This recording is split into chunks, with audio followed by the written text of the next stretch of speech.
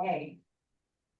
So please note, although the following presentation is being made by an attorney, the presentation is intended for general information only and is not intended to be legal advice for any specific person or situation. Since every person's problems and issues are different, and since laws and regulations change constantly, you should seek individualized advice from a qualified elder law attorney before acting on any information provided during the presentation. So with that, Attorney Remery, I will turn it over to you. Thank you. I appreciate it. Hi, guys. Um, Thank you for inviting me. I do have some information to impart. I have to tell you that one of my clients bequeathed me a cold. Was in my office on Wednesday, coughing, swearing that she was no longer contagious, but I got it anyway. So I may need to click off here momentarily if I'm coughing or whatnot, but I'll be back. The other thing is, in addition to the little disclaimer that you just heard, I noticed when Tamanika indicated she's back east, the specific topic that I'm talking about initially here, Prop 19, is unique to California. And so, unfortunately, unless you have relatives in California that this would relate to, of course, this may be kind of boring for you. But and that's obviously for anybody else who does not have real estate in California.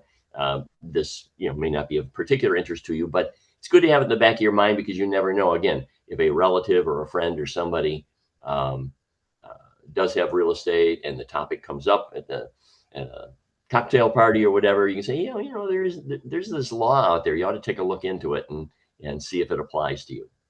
And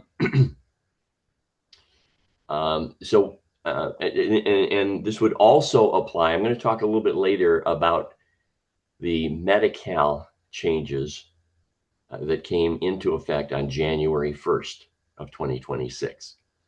There's significant changes. I want to just at least alert people to it, and then let you know that there are planning devices that can be used to deal with the changes, but you may have to take some affirmative action to do that. Okay, so Prop 19. Back in the 80s, we had Prop 13.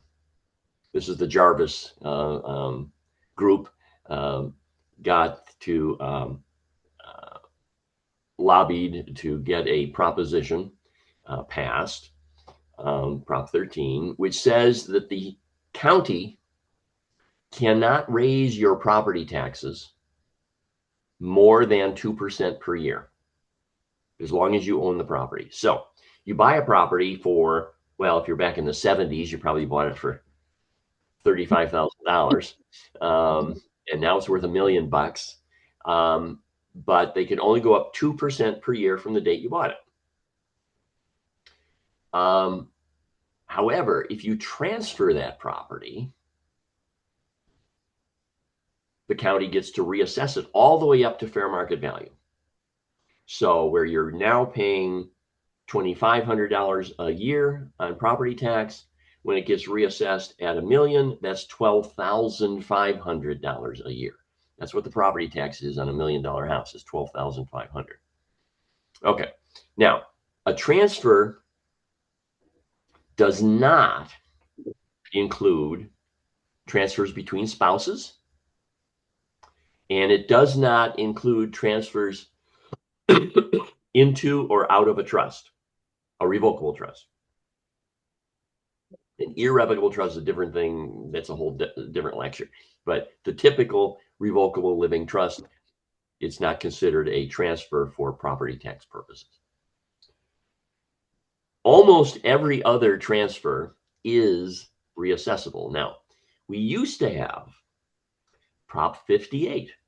And what happened was with Prop 13, there were no exemptions. And then people complained, wait a minute, you're doing this between my spouse. So they plug that hole. And wait a minute, you're doing this between me and my children.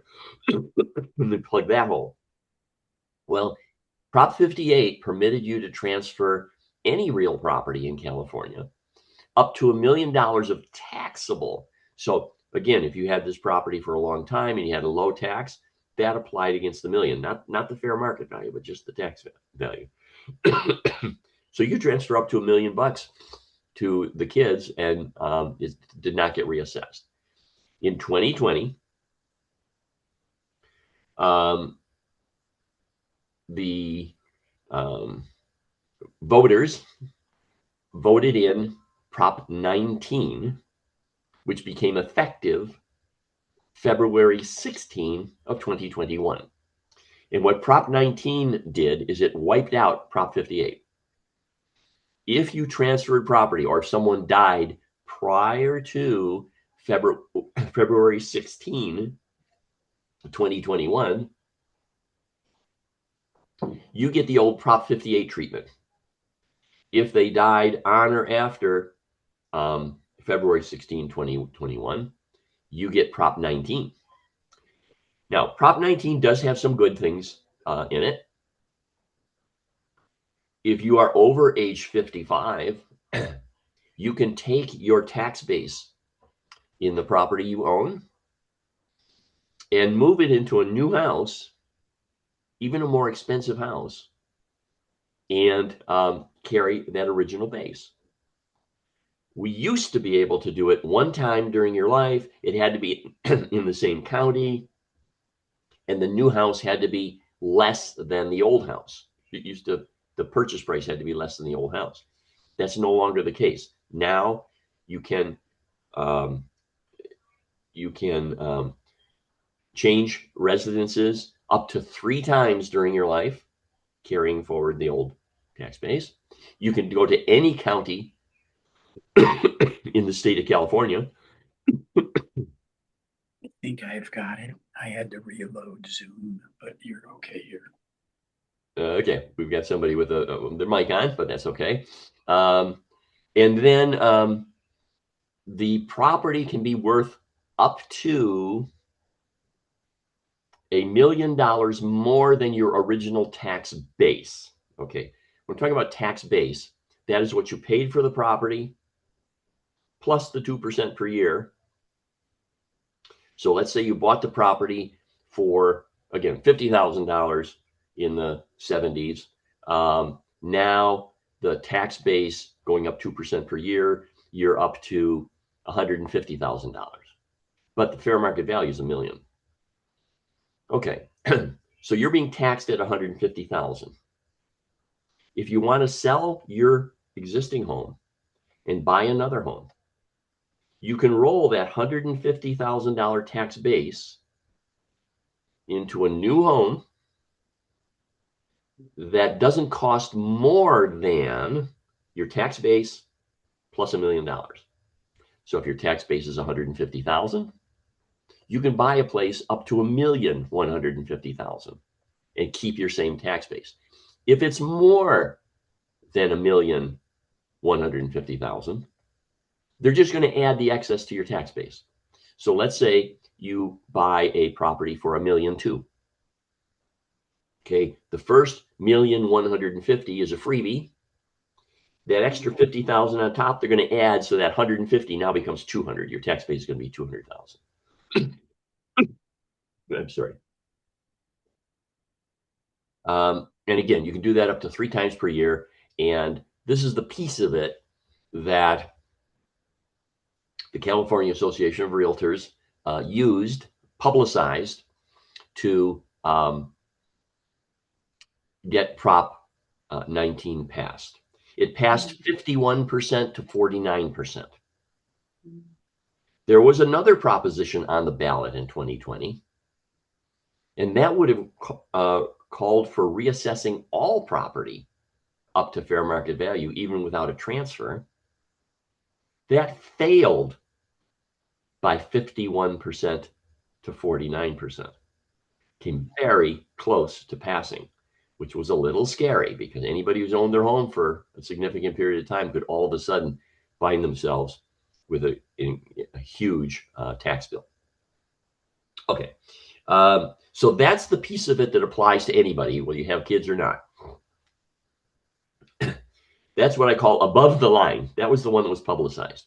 What they didn't publicize so much was below the line, and that is the parent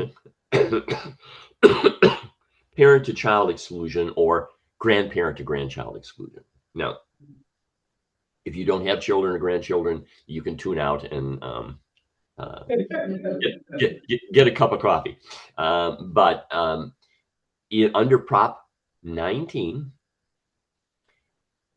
your principal residence, and it must be your principal residence, you have to be claiming your homestead exemption on it. Your principal residence when you make the transfer could be by death or during life, doesn't matter. If the child moves in within 1 year of the transfer as their principal residence, and again, they have to file an affidavit, a homeowner's exemption form with the assessor's office within 1 year of the date of the transfer, they can keep your tax base for as long as they live there. If they move out, it will be reassessed. Now, that you can sell it and take advantage of that above the line transfer of tax base, so the child can do that. If the child is over age 55, a veteran, or lost the house in a wildfire or something like that, there are some other exemptions. The 55 is the primary one, but then they have some other exemptions for, again, veterans and people who had a catastrophic loss. So even if they're not 55, but if they fit one of those other exemptions, they can still do it. But if they're over 55, it doesn't matter. You just use the 55 age.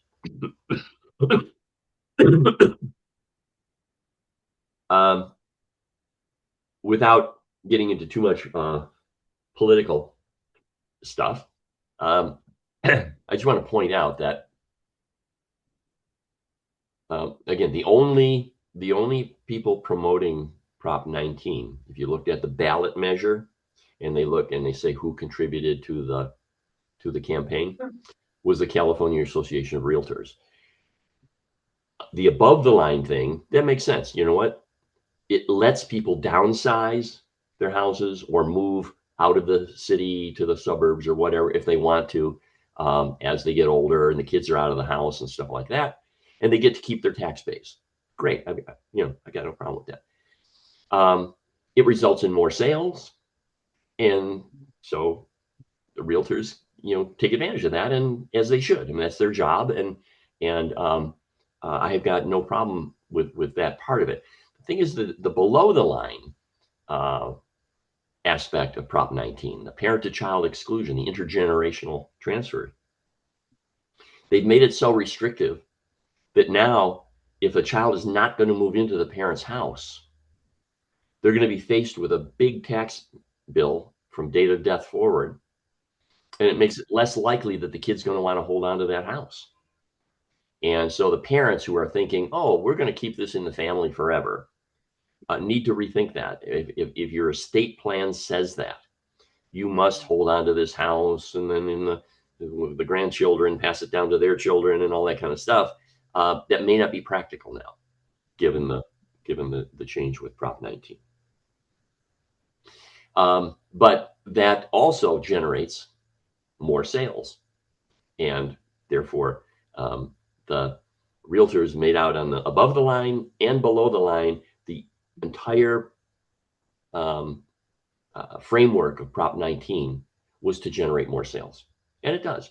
Now, there is legitimate arguments that you shouldn't tie up property with a low tax base forever. The next door neighbor's paying full value for the house they bought, and everybody needs to support their own share of the overall cost. But given our traditional reliance on Prop 13, it has sort of built in an expectation that we can keep that tax base indefinitely, and that's just not the case anymore. Now, I mentioned grandchildren. There's an aspect that you can do a grandparent to grandchild transfer, and it'll be treated the same way as the parent to child transfer.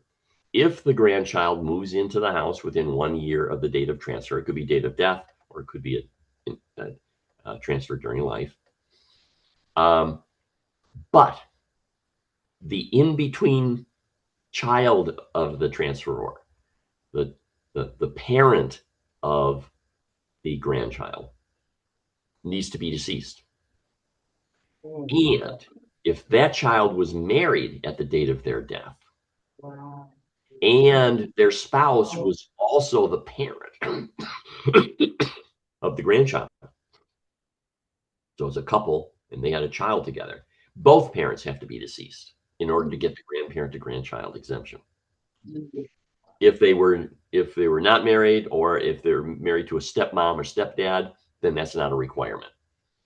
But if they were married at the date of death, both parents of the grandchild, both parents have to be deceased in order to take advantage of Prop 19. So while after 46 years of doing this estate planning stuff, the vast majority of people in doing their estate plan do not factor in the in-law, the son-in-law or daughter-in-law. And if you want to preserve the parent-to-child exclusion, you might want to consider using the in-between parent, being not the child of the decedent, but the spouse of the decedent, if the child is deceased, as a placekeeper, to transfer the property and then let that parent transfer it to the child. So it's parent to stepchild, to in-law child, and then in-law to child. So you get it, but you have to do it in 2 steps. So I don't want to bore everybody with the minutia here. The trick, or the thing to recognize, is that you need advice, and it's not necessarily from someone who sold houses prior to 2021 and they think they know how this works. It's a new day. You need to talk to somebody who knows about Prop 19, knows how it works, and then look at your options and see, does it make sense? Or, you know what, you change your estate plan to work it a different way. You're not counting on passing down your Prop 13 basis in your home to keep it low, particularly if the child is going to be renting that property out. If they're going to keep it as an income property, they're going to get reassessed, bottom line. Okay. Let me. I have a question. I didn't know if you were taking them now Yes. or at the end. Absolutely. Go ahead. Okay. So my question is, what if your parent is in a facility or a skilled nursing center and they pass away? You mentioned earlier that the person had to be living in their home. Well, what if they still own it? It has to be their principal residence. Okay. That's not where you're staying necessarily. But what if we had all of my mother's mail transferred to my house and all of her bills come to my house, and is that considered the principal residence now? If you're not renting the property out, I'm not renting it out. Then and as long as she is getting the exemption, the homeowner exemption, and you can tell that if you look at the tax bill, it will show the tax value. Let's say it's $150,000, and then the taxable amount, if it's minus 7,000, so instead of 150, it's 143 that they're being taxed on. Mm-hmm. That's the homestead exemption. So you can tell, if you look at the tax bill, you can tell if they're getting the homestead exemption. If they are, then that's their principal residence. And if they're not, then you're not going to be able to take advantage of Prop 19. Now, you could, even at this late date, file that homestead exemption form. It's a little form with the assessor's office. You have to fill in about 3 lines. One is the person's name, their social security number, and when they moved into the property. And then they have to say, that is my principal residence. And remember, principal residence is a subjective thing. It's not an objective issue of where you actually are sleeping. It is a subjective thing that home is where the heart is. Okay. So that would be something to look into. Look and make sure that mom is getting that homestead exemption. And then if she passes, that if it passes to one of the children, and it doesn't have to be all the children, as long as at least one of the children moves in. Well, it's just me, but yeah. Okay.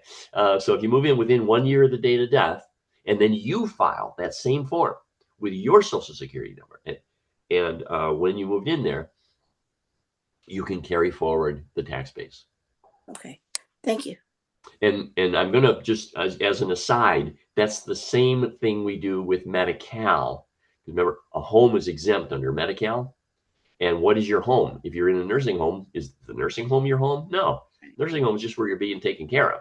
Your home is where your stuff is. Okay. Excuse me.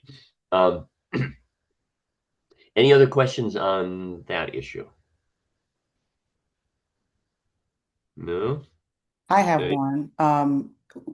This is about primary residences. What about rental properties? No, you can't pass a rental property down under Prop 19 and get that advantage. Prop 19 just doesn't apply. It's going to get every piece of real estate you have other than your residence is going to get reassessed at death. Thank you. Okay. We have a question in the room. Go ahead, Malika. What constitutes a rental property? Does there have to be some type of, what constitutes rental property? That's right. I just put my volume up on my speaker. What was the question? What constitutes a rental property? Well, if you're living in it, you could rent out like a duplex, let's say. You could rent out one, of the one side of the duplex, as long as you're living in the other side and you're claiming that as an exemption. But if you're renting out both of them, that's not your residence. Thank you. Carolyn? I have a question. What happens if you live in a primary residence? You have another residence, but you have a child who lives in that residence. Your primary is in your trust, but your other house is not in the trust, but all 3 names are on the house. Okay. Now, the way the property passes is not the key. It is what was your residence. You cannot have 2 residences. You have to claim one. That's why they put the social security number in, because they check to see, have you claimed another one as your residence? So whichever one the parent is using as their residence with that form, that homeowner's exemption form, that will be the one that you can pass down without being reassessed. And it doesn't matter whether it passes because of joint tenancy survivorship, or it passes because of a trust, or it goes through probate. However it transfers, but it goes back to date of death. I've got people coming in who their parents died in 2022, and now they're just getting around to taking care of property. And because they did not move in within 1 year of the date of death, it's getting reassessed all the way back to 2022. So they're getting a supplemental assessment going back to 22, 23, 24, 25. And that's a depressing thing when you get those letters in the mail from the assessor's office, or actually from the tax collector. Let me point one thing out there. Excuse me, I'm sorry. In dealing with all of this stuff, there are 3 county agencies that you potentially need to deal with. One is the county recorder. They're the ones that record documents, a deed into the trust, out of the trust, into joint tenancy, affidavit of death of joint tenant. They move the title to the property. And they have nothing to do with the tax issue. When you record that document, you put a tax form with it that they pass on to the assessor. The assessor sets the number, and they will usually send you a notice of reassessment saying, we think this is a reassessable event, and we're going to change your assessed value from 150,000 to 900,000. They don't tell you how much the tax is going to be. They just tell you what the reassessed number is. If that looks about right, well, then you don't do anything. If you say, no, wait a minute, this place is not worth 900,000, it's worth maybe 600,000, then you need to appeal that assessment. So you appeal either because the value they put on it is wrong, or because you're going to claim the parent-to-child exclusion, the Prop 19. Either one of those, you appeal that to say, no, don't reassess it, or don't reassess it that high. Then, once the appeal period expires, the assessor passes that over to the tax collector. The tax collector is the guy who sends you the bill. If you don't like the bill, don't bother calling the tax collector. They can't do anything about it. They can't do anything about it. They base their tax calculation on what the assessor said. So if you got a problem with the tax bill, go to the assessor's office. It's the assessor who set the number, gave it to the tax collector, and they just ran a calculator. Okay, 1.25%, here's what your taxes are. So if you got a problem with it, the assessor is the place to attack it. Now, there is an issue, and we've run into this. I ran into this previously under the old Prop 58, where people did not claim the parent-to-child exclusion timely. They were reassessed, and they got a tax bill. And then they woke up and said, "Oh, wait a minute, we should have claimed the parent-to-child exclusion." And you can go back, and even on a really old case, you can get that changed. But if it's been more than a year, it's changed prospectively. It is changed going forward, and all the old tax bills you got to pay. Even though it's unfair, even though it's not the right number, it should have been rolled back, but you don't get the exemption until you apply for it under that rule. So that's the other piece of advice I have here. If you get mail and they say, we're from the records office, we're from the copy this and that office, if it doesn't say County of Los Angeles on it, just throw that away. That's a business out there that they say, we'll get you a copy of your deed, a certified copy of your deed for $80. Well, guess what? You can get it for nothing. I can download one of those off of my computer program. You don't need that service. But if in the upper left corner it says County of Los Angeles Assessor or County of Los Angeles Recorder or County of Los Angeles Tax Collector, you got to open it, look at it, and take care of it then. Don't put it aside. Take care of it then, because you can lose out on benefits if you don't act timely. Okay, what else? I can bore you with here.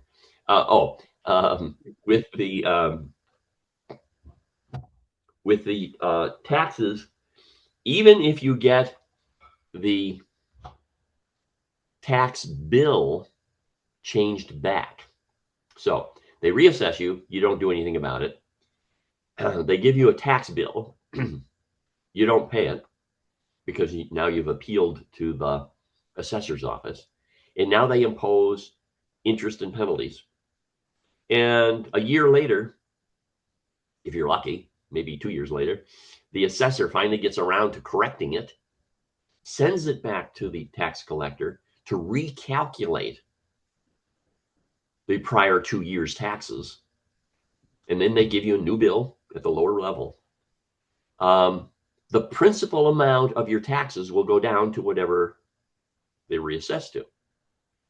But those penalties and interest do not disappear. Wow. Even though it was, they never should have reassessed you in the first place. Once the tax collector imposes interest and penalties, they can't can't reverse it. So what we normally recommend is if you do get a tax bill, pay it. If you pay it, they will refund you the full amount that you've paid. Again, if you paid timely, then there's no taxes or no interest or penalties on it. But you pay the taxes, even though it's more than you should, they'll refund the whole amount. Sometimes it's painful because it's a large dollar amount, but just think of it as a savings account for yourself. You'll get a check back eventually from the tax collector. Yeah. Anything? Any questions on the real estate piece of estate planning? Doesn't have to be specifically Prop 19, but anything else. We do have a question here in the room. Go ahead. Go ahead. If a person that has no children puts in their will that they're going to leave the home to, Joe Smith, what's the best way to do that to avoid probate? The best way, the most complete way of doing it is with a trust, because you can put Joe Smith in, and if Joe Smith doesn't survive you, gets clobbered on the freeway or something, you have alternate provisions in that. Another way of doing it would be to put Joe Smith on as a joint tenant, but if he fails to survive you, that doesn't do any good. Now you're stuck going to probate after you die. So, in my opinion, the best way of handling that is with a trust, a simple trust. One question. Does the joint tenancy have to be, it can be a relative, right? It doesn't have to be like a child or? Oh, no, joint tenants. I have many cases where siblings are joint tenants on a property, or even business partners unrelated to each other hold assets as joint tenants. Joint tenancies between any two or more people. You can have 5 joint tenants. Now, on that issue of reassessment, if you add, so I'm going to say it's your house, you're the one creating the deed, and you add 2 joint tenants with you, that's not a reassessable event, because you stayed on it, and if you survive the other 2, it stays in your name. So they don't reassess you then. And if one of them dies, it does not get reassessed. But if you die, then it gets reassessed, because you're the person establishing that joint tenancy. You're the person setting it up. And so it will get reassessed when the person setting up the joint tenancy dies. The whole property gets reassessed. Unless it's to a spouse, obviously. Spouses, transfers between spouses are exempt. Thank you, Lauren, and then Sharon. Go ahead, Lauren. Yeah, this is Gail, Lauren's mom. I have a question on the tax assessment when it's reassessed. The tax assessor, when they do that calculation, is it a straight math calculation, or are they taking into consideration market value of the homes in your area? It's just a straight math. The assessor does that thing about market value in the area if you've made a transfer. If you have not made a transfer, the assessor adds 2% to last year's appraisal, sends that to the tax collector, and it's a straight math problem. We use 1.25% in LA County generally.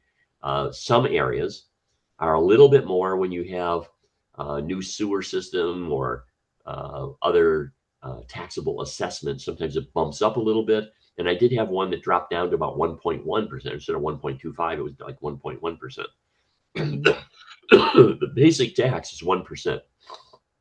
So if you look at your tax bill, it says the basic tax amount, and it gives a dollar amount, but that's based on 1%. So you move it over 2 spaces, right? Mhm.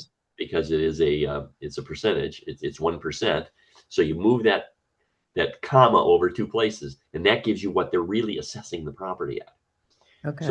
So if the bill is for $1,200, you move that over 2 spaces, they're assessing you at $120,000. Hmm. The tax bill on $120,000 is going to be about 1.25%. So your tax bill on that is going to be probably around $1,500 a year, something like that. Okay. Thank you. Mhm. One second, 1 second. Thank you. Sharon?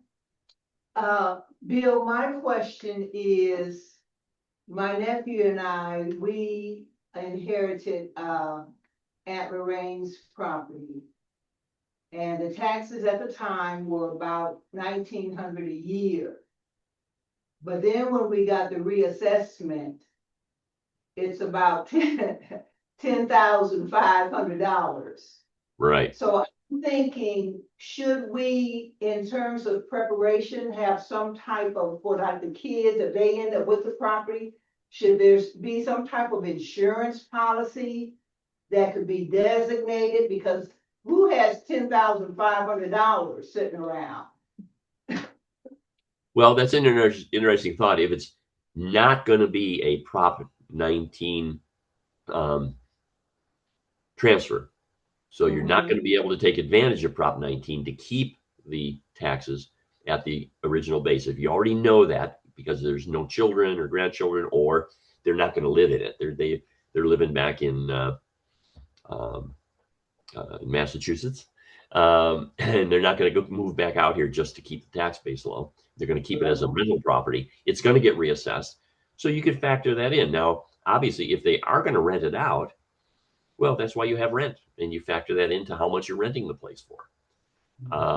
But if they're not likely to get it rented sooner rather than later, it probably makes sense in the estate plan to carve out a little reserve. So in the trust, let's say, house goes to my nephew, and the trustee is to set aside $15,000 as a reserve for supplemental taxes. Now, it's not going to go on forever. Remember, the supplemental taxes is after you die. So it's going to be the taxes after that. So you want to cover at least maybe a year. If you want to cover 2 years, that's fine, but it's not indefinite. Your nephew's going to have to make other arrangements to cover for years after that. But particularly if we have minor children, we often in our trusts set up a reserve to cover those kinds of things. Now, if it is children and they're going to live in the house, it's not going to get reassessed, but you got other things you got to set up that reserve for: the basic taxes and the insurance and the maintenance and the gardener and all that kind of stuff. So we do use a reserve as a placekeeper to make sure that those expected expenses are covered. Thank you. Carolyn? Okay, so to verify, if you have your house in a trust and say your child is living with you, but they're not at that 55-year-old age and something happens to you, what happens? Does the Prop 19 transfer go into, they still have to do something as far as a Prop 19 transfer, correct? Yeah, so the transferee does not need to be 55. The 55 is if you want to sell and move to another house. Oh, okay. You have to be 55, a veteran, or a result of a natural disaster, lost the home. Then you can take your tax base with you to the new house. But that's not on death or whatever. If you're transferring the property, that 55 is irrelevant, except if they receive the property, move in within 1 year of the date of your death, and then want to move out. it's going to get reassessed anyways unless they sell. And if they sell to try to roll that into a new house, then they have to be 55. So if, let's say, they're 45 and they inherit the house, if they really want to keep that assessed value, they have to move into it for 10 years. And then when they turn 55, they can sell it and move that into a new house. Kimberly? Thank you. A question here? Yeah, question, and maybe you've already answered it. This is so complicated what you're talking about. What if you purchase the house as joint tenants? And then one of the individuals died? Does that house automatically go to the other person that's the joint tenant without being reassessed? Yes, it goes to the other joint tenant. No, it will get reassessed. Now, here's the trick.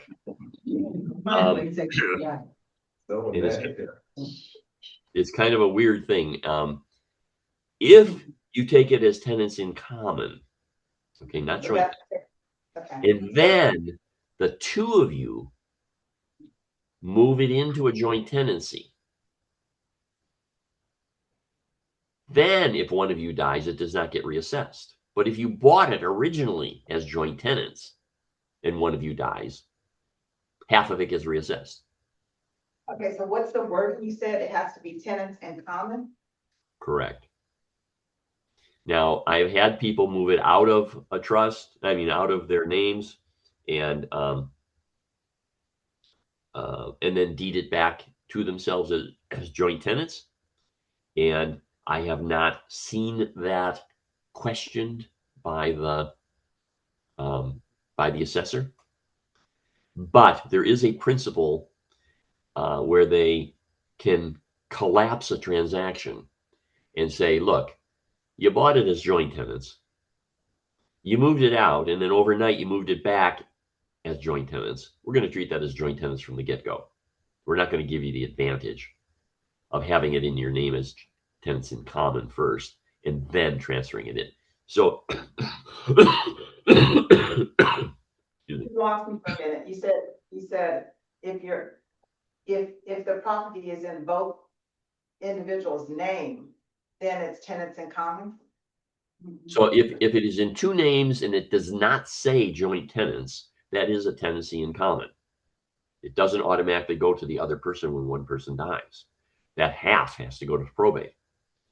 If you have that arrangement and then you transfer it into a joint tenancy, you can get the advantage that until both joint tenants are off the property, it doesn't get reassessed. But what I would recommend, if you're already in a joint tenancy and you want to take advantage of that transfer out and then transfer back, you do the transfer out and wait at least one tax year before transferring it back to joint tenancy. So don't do it overnight.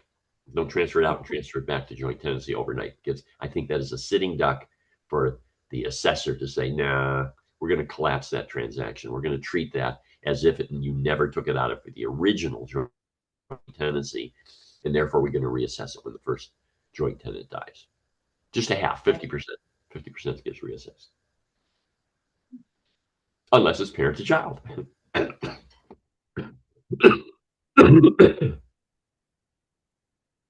Okay, anything more on the real estate aspect? So just to clarify, tenants in common is good, joint tenants is bad? No. Or it's the other way around? Well, tenants in common is bad from the standpoint that if one of the tenants in common dies, it has to go to probate. We don't want to go to probate. It's expensive, time consuming. There's no good reason to go to probate. So from that standpoint, tenants in common is not good. But if you're trying to set this up as a joint tenancy to not be reassessed when one person dies, then putting in a tenancy in common for the short term, and drive very carefully and make sure you don't die within the next year. Then when you let the transaction season a little bit, okay, get a little age behind it, then put it back in a tenancy, a joint tenancy, then you should get the benefit of the joint tenancy. Meaning that they won't reassess when one of them dies. And again, between spouses is irrelevant because they never reassess between spouses. Oh, okay. Okay. Any other questions online in the room?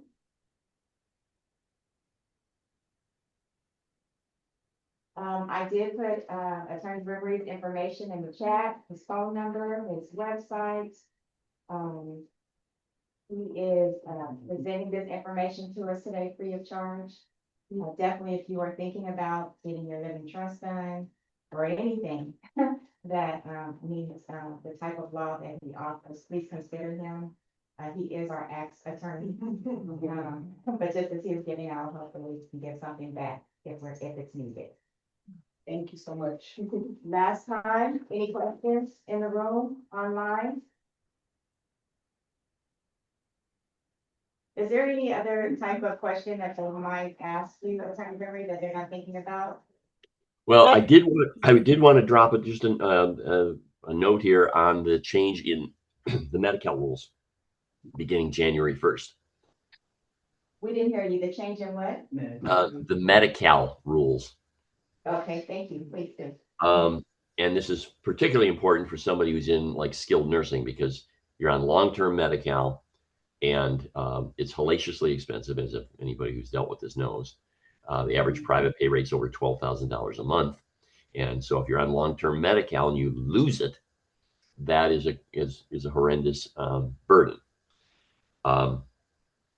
For 2024 and 2025, Medi-Cal did not count assets at all. You could have $1 million in the bank and still get Medi-Cal, including long-term Medi-Cal. And most of my work is with the long-term Medi-Cal program because that's where the big bucks are in terms of trying to save money. The community-based Medi-Cal is fairly restrictive because they have very low income cap for community-based Medi-Cal. But long-term Medi-Cal, they don't care about your income. Whatever income you have just applies to your share of cost, and then Medi-Cal picks up the balance. But beginning January 1st of 2026, they have now gone back to counting assets to qualify for Medi-Cal. Now, it's not as bad as most states where you can only have $2,000 of countable resources. And that's what it is in the other 49 states. You can't have more than $2,000 of countable resource. You can have a house, you can have a car, you can have other exempt assets, but you can't have more than $2,000 of countable resources, cash in the bank, stocks, bonds, whatnot. In California, you can have $130,000 of countable assets, cash in the bank, gold bullion, whatever. And then if you're married, your spouse can have another $145,000. So between the two, you've got about $275,000 of cash stuff that you can keep and still qualify for Medi-Cal. If you're over that number, and again, that's after taking out the exempt stuff. House, one house. You got a second house, they're going to count it, but one house, one car. Furniture, furnishings, IRAs, KEO, 401ks, they don't count. Take out all of the exempt stuff, and what's left, if it's over the magic number, you got to do something with it. I spent all of December because every Medi-Cal recipient in California got a notice in the mail of the change that was coming in January 1st. And I think they got the notice in October or November. And so all of December, I spent at least 4 hours a day on the phone with people explaining what that meant. If you transferred assets out in December or prior to January 1st of this year, they weren't going to count it. So you could give away your excess money, move it to the kids or whatever, and there'd be no penalty period. Now there is a restriction on gifting. So if you're over the exempt amount, we have other planning opportunities that are not gifts, but you're getting something of value. For example, a lifetime right of occupancy in a child's home. You have a lifetime right of occupancy in a child's home. You can pay that child a lot of money because basically you have the benefit of that real estate. And that's not a gift. That actually you're getting something of value. Or a lifetime care agreement. Now that depends on your age, because I've got clients in their 90s and their life expectancy is fairly short. And so when you're measuring how much services you're going to render, it doesn't add up to a whole lot. But if you're in your 70s, you got 20 years of potential services, even if they're in a nursing facility. The care agreement says you're going to do stuff. You're the case manager. You're going to make sure the facility is doing what they need to do. If they need new socks, you're going to go purchase them, not with your money, but with the parents' money. You can you're going to open their mail. You're going to just take care of their business and check in on them to make sure the facility's doing what they're supposed to do. Those are valuable services. If you hire a case manager, you're going to pay a chunk of money for that. And what we do is we say, okay, it's $20 an hour. I'm going to put in 10 hours a week, 52 weeks a year, for 20 years. And well, all of a sudden now we're going to give away $100,000, but that's not a gift. That's actually a transfer for value. So there are things like that we can do. Every case is quite different, and so it doesn't do any good for me to lay out all the possibilities, but just be aware that in most circumstances, there is something that can be done to qualify for Medi-Cal. Sometimes they're kind of exotic. So for example, let's say you have a second home that you've had for a long time, and the assessed value is $100,000. It's the tax on the tax bill, and they're carrying it under Prop 13 at 100,000. So Medi-Cal is going to count it at 100,000, even though it's worth $1 million. Medi-Cal is going to count it at 100,000.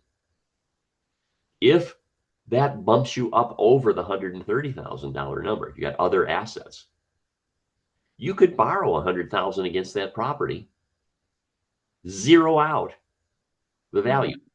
So if you owe more than the tax value, then that property is irrelevant. Now, what do you do with the 100,000 you drew out? Well, if you got a spouse, you could do a lot, but put it into an annuity. Certain annuities are not counted by Medi-Cal. They're called Medi-Cal qualifying annuities. So you take the 100 out of the house, make the house exempt, then put the 100,000 into an annuity, make the annuity exempt. So there are things that can be done, and I don't want to belabor this too much. But I just want you to alert you. Get some. If you're in a situation where a parent or a spouse or a friend, relative is in a nursing home, check and see whether, particularly if they just got on the program in the last 2 years, because if they got on in the last 2 years, Medi-Cal did not ask about their assets, and they will ask when they come up for recertification this year. And so you want to have those assets moved around in a way that fits the Medi-Cal requirements before you fill out the recertification documents. And again, nothing is hopeless. If you've got enough money, then heck with it. You have private pay. We'll deal with that. But if it's really marginal and you don't have all that much money, and particularly you want to save money for the surviving spouse or the kids or whatever, there are planning options available. And I will caution you against using online searches and AI and stuff, because California is unique. And if you get into, it's different than every other state. I have attorneys in other states I talk to. I go to conventions and stuff. And they say, oh, I had this case. And I said, yeah, well, this is what we would do. Oh, you can't do that. And I said, well, yeah, actually we can. In California, we got an exemption from the Medicare, that we were able to extend the Medi-Cal benefits to people who actually have more than $2,000. Or we're allowed to, in most other states, they will look at the fair market value of real estate, whereas California looks at the assessed value. So all those properties that people have held on to for years and years are grossly under the fair market value, but that's the number we use. So you may get the wrong answer. It's okay to do a search and see if it's if it looks interesting and you get options. But please talk to somebody. And it doesn't need to be me, but talk to somebody about getting a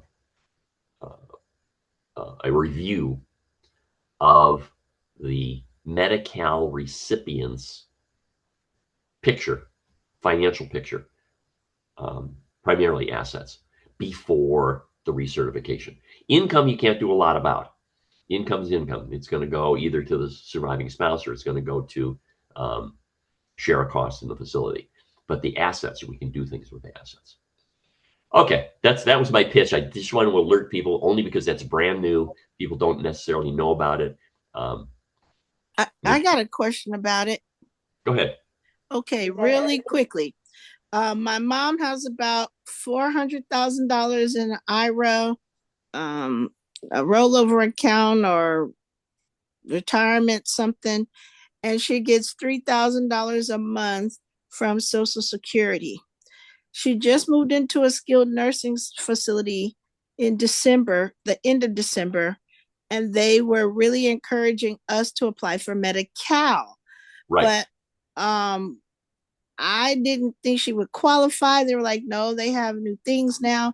So they said they were going to help me apply. I gave them the application and I didn't think anything of it. And January 1st, since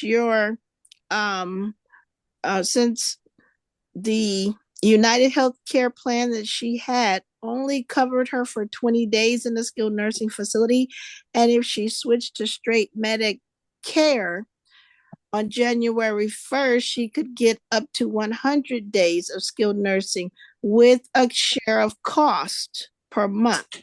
So we went that route because it would also include physical therapy, occupational therapy, speech therapy. So now I'm hearing you say that, and I thought nothing of it because I thought IRAs would not be exempt, but now I'm hearing you say they are.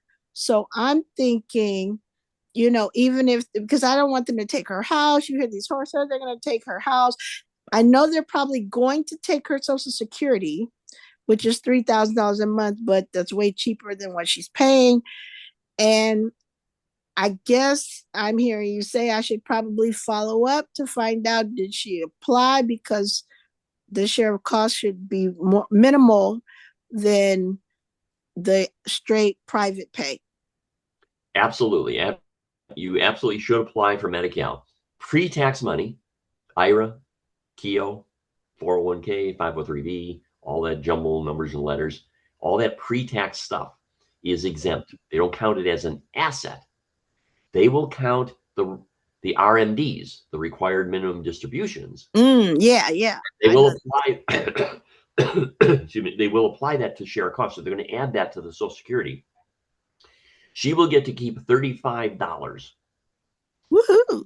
Woohoo! Yeah, that's the same number that we had back when Reagan was the president, and they haven't changed it in all this time.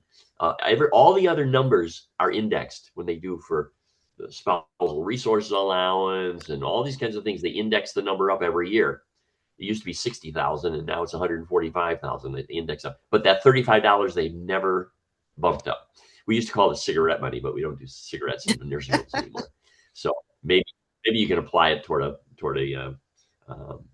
beauty salon visit or something. But in any event, yeah, $35. All income, including the Social Security, RMDs, interest on money, all that stuff is going to count toward share cost.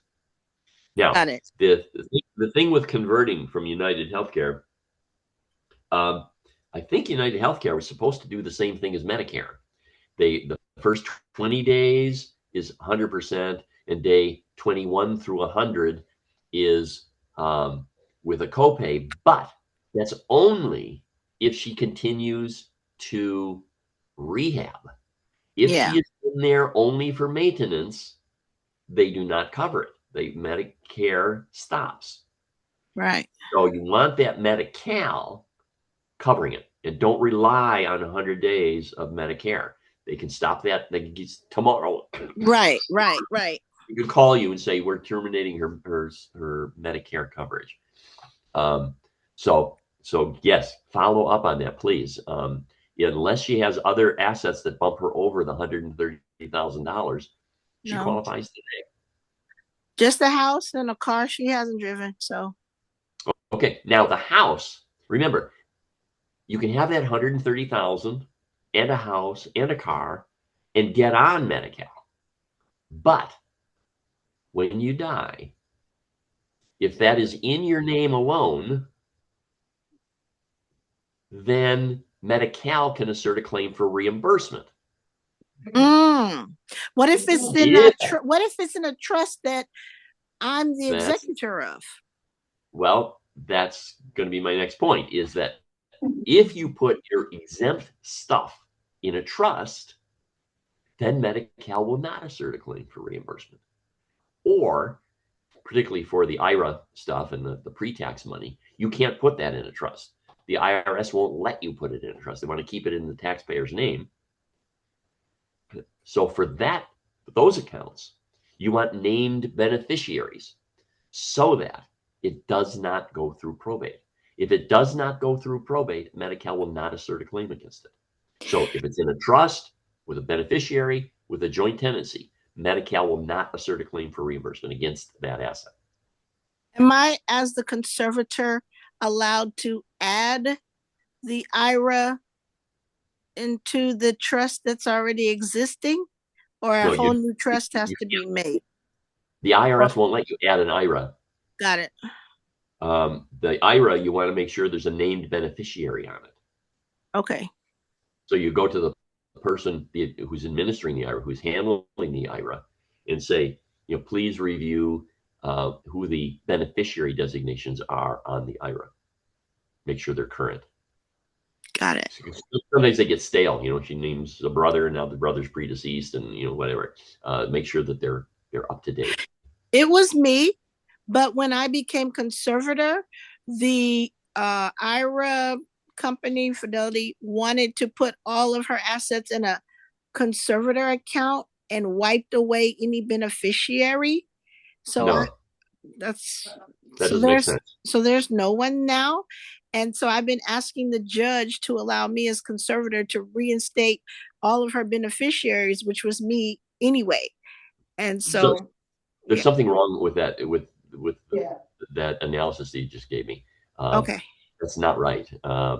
They can't put it in a trust. They can't take it out and put it someplace else. It's got to stay in your mom's name. She is the taxpayer. The IRS says it's in her name. It stays in her name.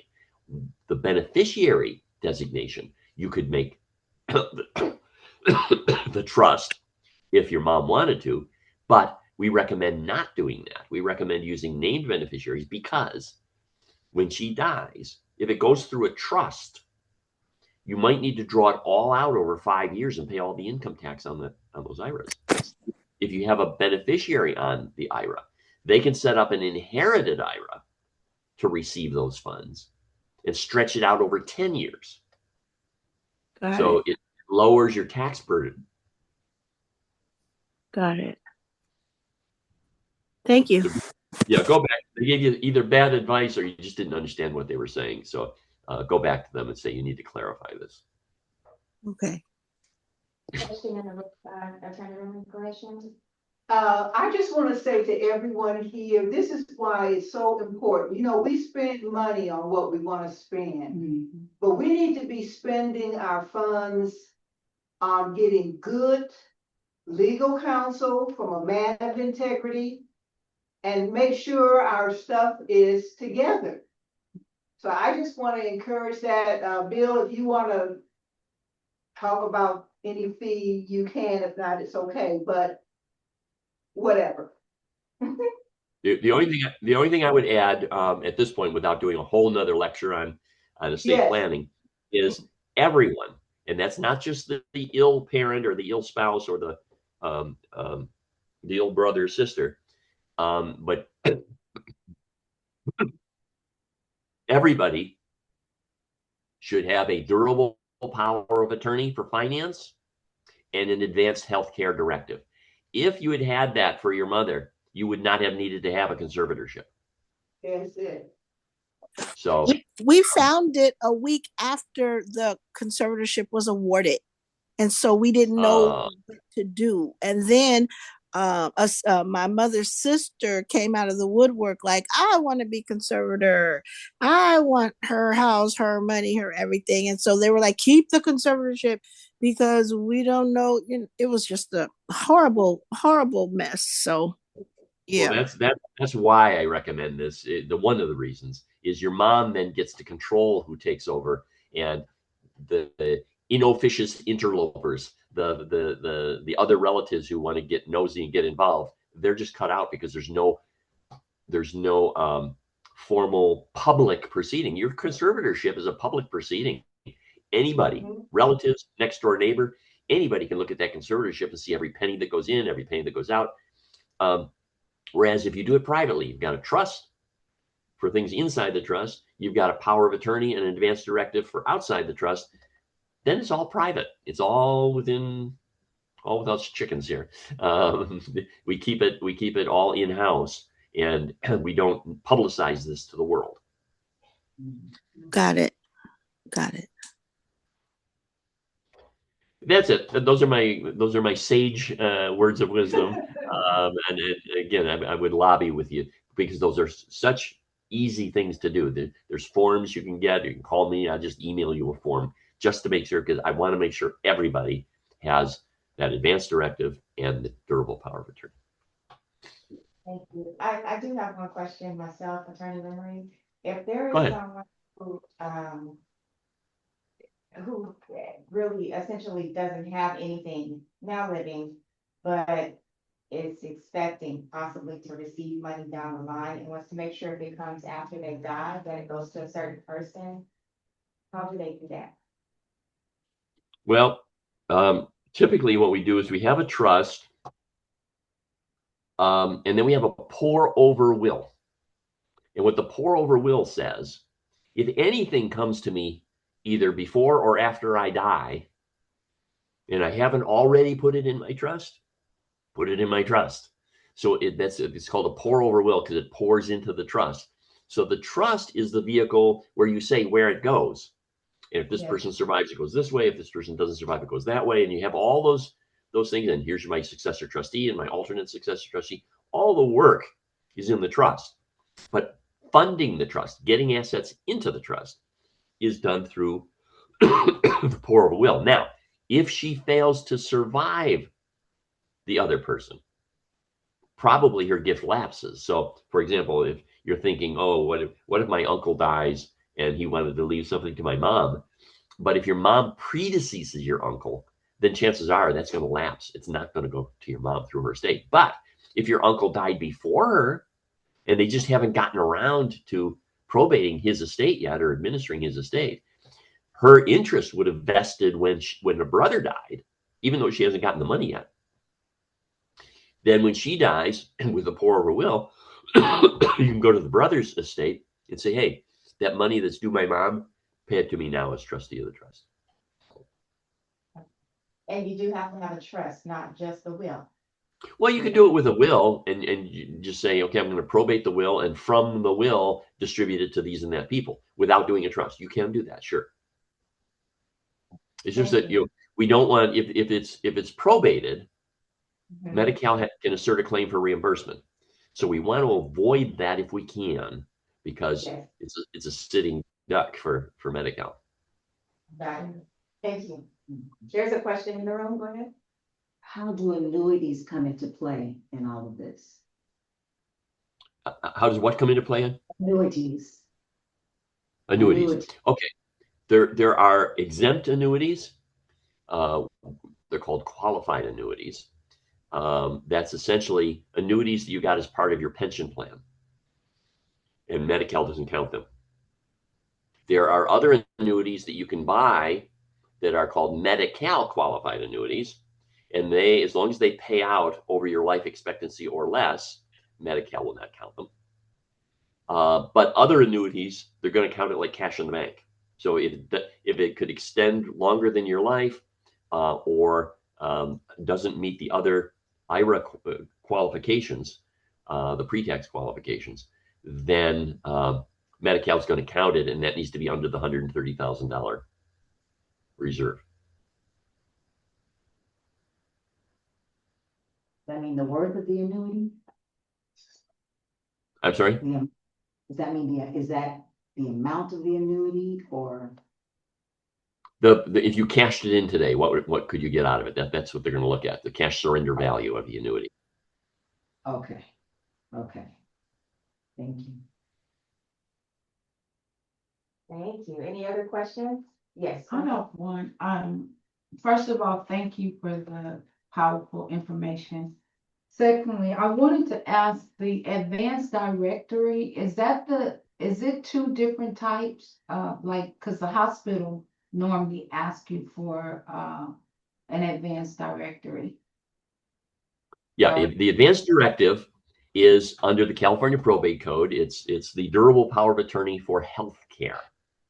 There is another document that's called a POLST form, POLST, and that stands for Physician's Order for Life-Sustaining Treatment. That is on Pulsar pink paper is what they call it. It's a very vibrant red pink form. That's one that your doctor signs off on. And it is not an advanced directive, and from the standpoint is not appointing an agent to make decisions. The decisions are already made, and it's already a doctor's order. Now, we use those typically in situations, particularly when someone's already in a nursing home. If they go into cardiac arrest, if we figure we're not going to resuscitate, and we just use the typical advanced directive, they go into cardiac arrest, they have to call the agent under the advanced directive saying, your mom just went into cardiac arrest, what do you want us to do? And in the meantime, they're administering CPR. And I'm not going to tell you all the bad things that can come with that, but bottom line is it's not pleasant necessarily. And then if you say no CPR, then they'll do hands off. If you have a POLST form, that goes right on the top of their record, their medical record at the facility. And if they go to the hospital, that goes with her. Gets transported right on the gurney with her. And that will say what you want. And if it's yes, I want resuscitation, then they're going to resuscitate her. If she says no, at this point, I don't want it. So if I go into arrest, I do not want CPR. There's that on the POLST form. There's a couple of categories. One is the CPR section. One is artificial hydration and nutrition. And then they have general medical stuff. And you can say yes and no. And under Medicare, the doctor is supposed to, that's a no copay visit to the doctor. I think they pay the doctor for 15 minutes to review those things with you. But obviously your mom needs to have capacity to do that. Now, if she lacks capacity at this point, you may be able to do it as her health. Then that would assume that you had already gotten the advanced directive. But this is what mine looks like. Is this what you're talking about?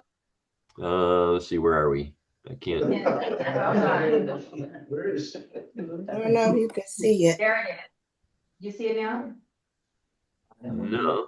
Do you have your camera on? Yeah. Form. There it is. Okay, got it. Ebony. Yes, that is the pulse form. That's the Pulsar pink paper form. Yes. Okay, so look at category A. See, there's the resuscitation, CPR. B, if you want full treatment, that's what she requested, is full treatment. And then C is artificial administration hydration, and she's okay with long term. So this is the form where people think, oh, if I sign this form, I'm writing my death warrant. No, you can say I want these services. And that's why back in the day when the Affordable Care Act was coming around and, oh my God, they're setting up death panels. I don't know if you remember that in the news and stuff. Oh, under the new rules, they're setting up death panels. All that was under the Affordable Care Act was to pay that 15-minute visit once a year with your doctor to go over this thing. And doesn't say you have to sign it at all or that you have to pick that you don't want resuscitation. You can pick that you want resuscitation, as in this case. So it was not a death panel. It was just give information to people that they need to know. Now, my mom at age 92 developed a heart valve problem. And she said, well, at this point, I'm not going to be having them do heart surgery on me. And so she filled out one of these pulse forms, stuck it on the refrigerator. So in case she went into cardiac arrest or something, and they called the paramedics wouldn't touch her. And she lived for 4 more years. She was actually on hospice, but she was fine. The heart valve thing made her a little short of breath, so they gave her oxygen and stuff. But other than that, she was okay. But because she could have died at any point, the hospice, and so you get all the social benefits and things of hospice. She was back in Buffalo, and she died in her sleep at age 96 from the heart valve problem. But that was, that's what she wanted. And so having that on her refrigerator, it gave her comfort that they were not going to come in and start cracking her ribs and doing all that kind of stuff because she didn't want that. And so we use it in those circumstances or in the nursing home setting. Normally we don't have those for just the normal stuff because you don't want to predetermine your medical care when you're not suffering from a medical thing. You just name your so we just use the advanced directive. Let your agent make those decisions when the time comes. Then if you progress to the point to where, at this point, I don't want to mess around and I don't want artificial nutrition and stuff. Just let me go, keep me comfortable. Let me pass peacefully. Then you can do that pulse form. But that doesn't supersede the advanced directive. If you look at that pulse form again, you'll see in the upper left or upper right, I forget, it says this does not take the place of an advanced healthcare directive. You have the two things. The advanced directive is one thing, and that's for the normal day-to-day stuff. This is really for end-of-life decisions. Thank you, very helpful. Thank you also, Ebony, being right on the spot. I just found it today. I was like, oh my goodness, what are you talking about? Any other questions? Okay, I'm going to go and take some cough medicine and rest. So I'm an email away. If anybody has any questions or concerns, I don't mind just following up with a short email. Otherwise, have a great day, and thanks for inviting me. Thank you.